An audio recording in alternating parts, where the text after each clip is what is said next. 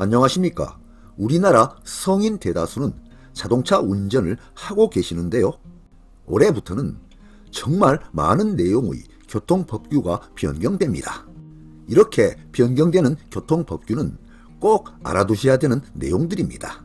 오늘은 변경되는 교통법규 중 가장 중요한 내용 9가지를 설명드리고자 합니다. 첫째, 음주운전 면허 취소 처분을 받은 경우 음주운전 방지장치 설치 조건부 운전면허가 발급됩니다. 두 번째, 음주운전 처벌 수준이 크게 강화됩니다. 세 번째, 이륜자동차 검사 제도가 시행됩니다.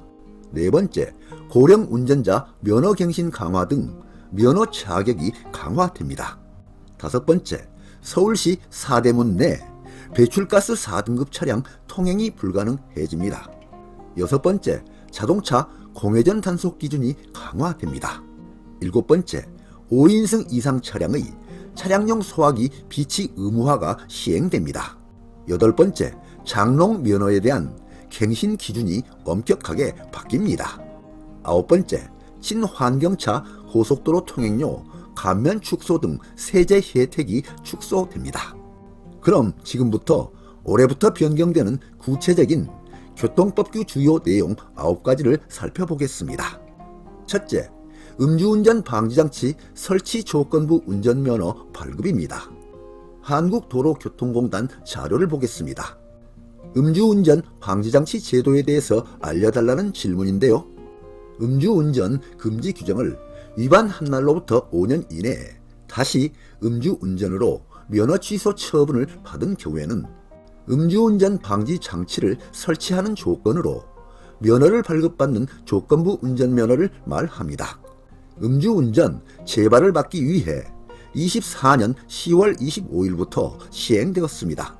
따라서 5년 이내 2차례 이상 단속된 음주운전 재범자라면 음주운전 방지장치 설치는 의무가 됩니다. 다음은 음주운전 방지장치는 어떻게 작동되는지 알려달라는 내용입니다. 음주운전 방지장치의 작동 원리는 간단합니다. 운전자가 장치에 숨을 길게 불면 호흡에서 알코올을 감지해내는 시스템인데요. 만약 알코올이 감지되면 자동차 시동이 잠기고 미감지되면 시동이 걸리는 것입니다. 다음은 음주운전 방지장치를 설치하지 않으면 어떻게 되나요? 라는 질문입니다. 설치 대상자임에도 음주운전 방지장치를 설치하지 않고 운전하거나 다른 차량을 운전할 경우 조건부 면허가 취소됩니다. 처벌은 거기에 그치지 않습니다. 1년 이하의 징역 또는 300만원 이하의 벌금 등 무면허에 준하는 처벌을 받게 됩니다. 또한 동승자가 다른 사람이 대신 측정하거나 장치를 무단으로 조작 해체하는 경우에도 처벌받게 됩니다. 다음은 이미 활용하고 있는 나라의 사례입니다. 프랑스는 어린이 통학 차량을 비롯한 모든 버스에 시동 잠금 장치 장착을 의무화하고 음주운전 1회 적발 시에도 시동 잠금 장치를 설치하게 하는 조건부 면허를 발급 중입니다.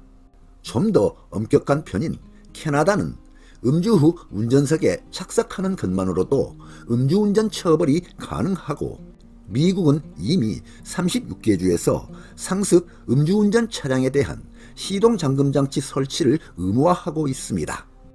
다음은 우리나라는 언제부터 발급할 수 있는지 알아보겠습니다. 우리나라 음주운전 방지장치 의무화 조건부 면허는 개정법 시행일인 24년 10월부터 2년이 지나는 2026년 10월부터 발급됩니다. 다만 장치를 설치하는 데 드는 약 250만 원의 기기값과 설치 비용은 개인 부담입니다. 조건부 면허를 발급받더라도 이후 일반 면허를 다시 받을 수 있는 결격 기간만큼 의무적으로 부착하고 시동을 걸 때마다 호흡을 측정해야 합니다. 두 번째, 음주운전 처벌 수준이 크게 강화됩니다. 혈중 알코올 농도에 따른 벌금 기준과 면허 취소 기간도 강화됩니다. 0.03에서 0.08% 사이는 500만원 이하에서 700만원 이하로, 0.08에서 0.2% 사이는 1000만원 이하에서 1500만원 이하로, 0.2% 이상은 2천만 원 이하에서 3천만 원 이하로 강화됩니다. 그리고 음주운전 재범 시에는 최대 3천만 원에서 5천만 원까지, 음주 측정 거부 시에는 2천만 원 이하에서 3천만 원 이하로 강화됩니다. 그리고 음주운전 후 술타기 수법이 금지됩니다. 일명 술타기 수법과 같이 운전자가 음주 측정을 곤란하게 할 목적으로 추가로 술을 마시거나 혈중 알코올 농도에 영향을 줄 수 있는 의약품을 사용하는 행위가 금지됩니다. 이를 위반 시에는 1년 이상 5년 이하의 징역이나 500만 원 이상 2천만 원 이하의 벌금은 물론 운전면허 취소와 결격기간 부과 등의 행정처분에 처해집니다. 세 번째, 이륜 자동차 검사 제도가 시행됩니다. 3월 15일부터는 오토바이 등 이륜 자동차에 대해 사용검사, 정기검사, 튜닝검사 제도가 도입이 됩니다. 정기검사 미이행 시에는 최대 100만 원의 과태료가 부과되고, 사용신고 미이행이나 번호판 미부착 시에는 최대 300만 원의 과태료가 부과됩니다. 네 번째, 고령 운전자 면허갱신 강화 등 면허 자격이 강화됩니다. 70세 이상 고령 운전자는 면허갱신 시 교통안전교육, 신체검사 등 오프라인 적성검사가 의무화됩니다. 만 65세부터는 운전면허증 갱신 기간이 기존 10년에서 5년으로 줄어듭니다. 다섯 번째, 서울 사대문 내 배출가스 4등급 차량 통행이 불가능해집니다. 환경정책의 일환으로 차량들이 배출가스 점검 및 조치가 더욱 강화됩니다. 올해 4월부터는 서울시에서 배출가스 4등급 차량의 사대문 내 통행이 제한됩니다. 적용 대상 4등급 차량은 1988년에서 1999년 배출가스 기준이 적용된 가솔린 차량, 2006년 기준이 적용된 디젤 차량이 그 대상입니다. 여섯 번째, 자동차 공회전 단속 기준이 강화됩니다. 올해부터 각 시도 조례에 따라 자동차 공회전에 대한 단속이 강화됩니다. 1월 1일부터 인천시는 전 지역에서 자동차 공회전 제한을 실시합니다. 기존에는 3분이었던 공회전 제한 시간이 2분으로 단축되며 일반 자동차뿐만 아니라 오토바이 등 이륜 자동차도 포함이 됩니다. 단, 대기 온도가 0도 미만인 겨울이나 30도 이상일 경우에는 공회전 제한이 적용되지 않습니다. 단속 공무원의 공회전 중지 경고에도 불구하고 이행하지 않을 경우에는 5만 원의 과태료가 부과됩니다. 일곱 번째, 5인승 이상 차량의 차량용 소화기 비치가 의무화됩니다. 2024년 12월부터 5인승 이상 차량 내에 차량용 소화기 비치가 의무화되었습니다. 해당 규정은 2024년 12월 1일 이후 판매된 차량에 적용합니다. 기존 등록 차량에는 소급 적용하지 않습니다. 자동차 정기 검사 시 소화기 비치 여부를 확인할 예정이고, 인증된 자동차 겸용 소화기만 사용할 수 있습니다. 여덟 번째, 장롱 면허에 대한 갱신 기준이 엄격화됩니다. 그동안은 7년 무사고 조건을 갖추면 이정 보통 면허에서 일정 보통 면허로 갱신되었으나, 올해부터는 운전 경력이 없으면 자격을 갖춰도 일정 보통 면허 갱신이 불가능합니다.